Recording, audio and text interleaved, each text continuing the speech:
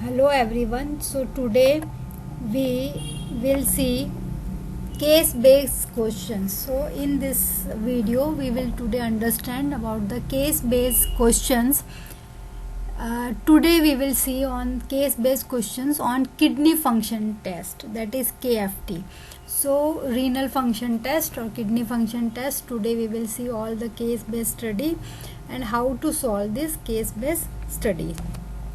So first we will see all the abnormal laboratory findings in glomerular and tubular dysfunction.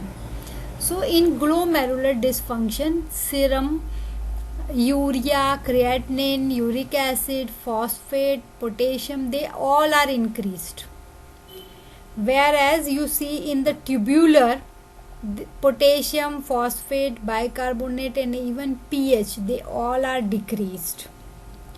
Then we see in urine and we also see this creatinine clearance and urea clearance, it is decreased in glomerular dysfunction, whereas creatinine and urea clearance, they are increased in tubular dysfunction.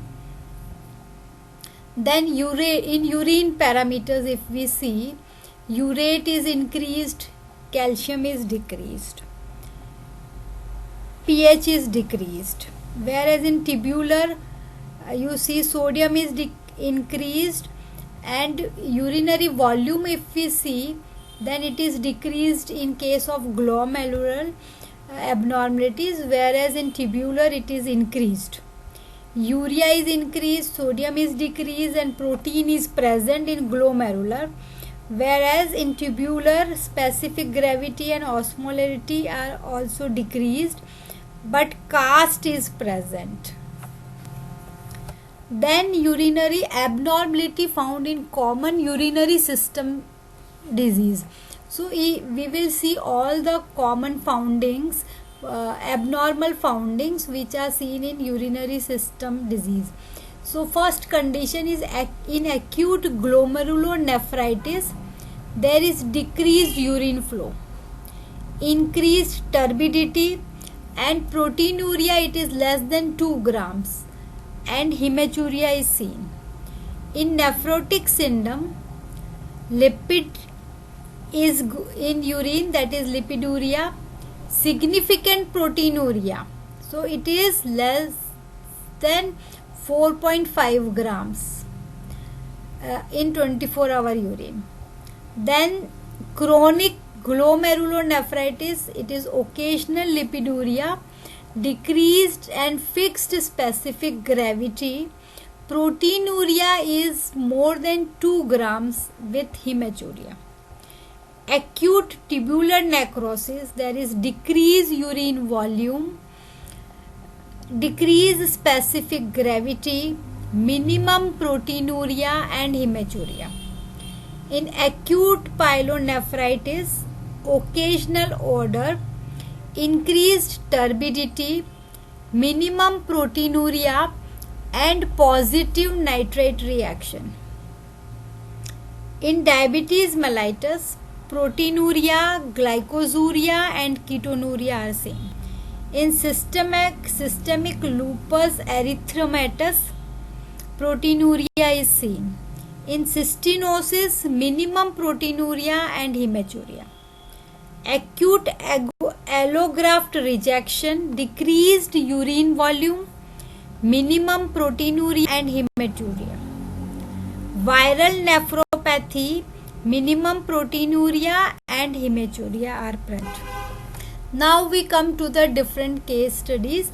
So first, before that, we will just see what are the causes of first question, what are the common renal causes of albuminuria and proteinuria? What are the causes of proteinuria?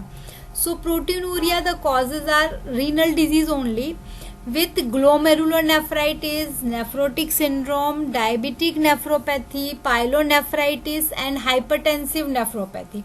In all these conditions, these are common renal conditions which causes proteinuria.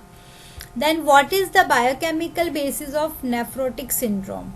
The biochemical basis is what? Altered glomerular basement membrane permeability Therefore, it leads to proteinuria.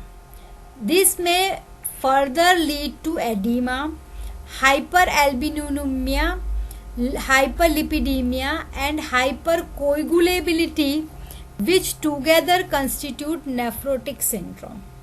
So these are the renal disease, what is proteinuria causes and what is its chemical basis. We have seen this, we have taken from book of Rafi. Now case 1, a 50-year-old man with long-standing diabetes mellitus. So he has diabetes mellitus, present with fever, pruritus, delirium, and oliguria. His blood urea turns out to be 70 milligram per deciliter. Normal range it is from 21 to 53. So it is hyperuria, है ना? And urea clearance, that is 40 milliliter per minute, whereas normal is 75. So urea clearance is decreased. Give the possible diagnosis. So this you have seen that urea clearance is decreased, but urea is increased, है ना? So serum urea is increased. So this is the case of renal failure, and you can see fever with pruritus, delirium, and oliguria, which causes generalized itching, is associated with chronic renal failure. So this is the case of renal failure. Then now come to the case 2. Biochemical findings of a patient are: serum protein is 3 gram per deciliter, whereas normal it is 6 to 8 grams. Albumin is 1.3 gram per deciliter. Normal range is 3.5 to 5 milligram. 3.5 to 5 gram per deciliter. Serum cholesterol it is 320 milligram per deciliter, whereas normal it is 150 to 250 or 280 milligram per deciliter. Blood sugar it is 80 milligram per deciliter, and normal it is from 65 to 110 milligram per deciliter. Urine show presence of albumin and blood. Now give the diagnosis. So diagnosis you can see here: serum protein is decreased, albumin is decreased, cholesterol is increased, and sugar is normal. So hypoproteinemia, hypercholesterolemia, and proteinuria, and reversal of AG ratio, albumin globulin ratio, these are strong evidences for nephrotic syndrome. So this is the case of nephrotic syndrome. Now case 3, a 29-year-old patient with acute bilateral pain in lumbar region with anuria. He has microscopic hematuria. Biochemical test in blood showed increased serum urea creatinine values. What is probable diagnosis? So increased serum urea and creatinine indicates impaired renal function due to some renal disease. Example, it is acute glomerulonephritis, renal failure, malignant hypertension, congenital cystic kidneys, and chronic pyelonephritis. So these all cases I have taken from a book of SK.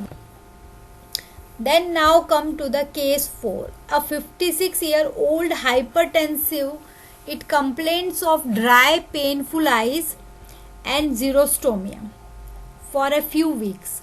On examination, he was afebrile, BP was 140, 94 mm mercury, pulse it was 80 per minute, facial and lower limb edema was present.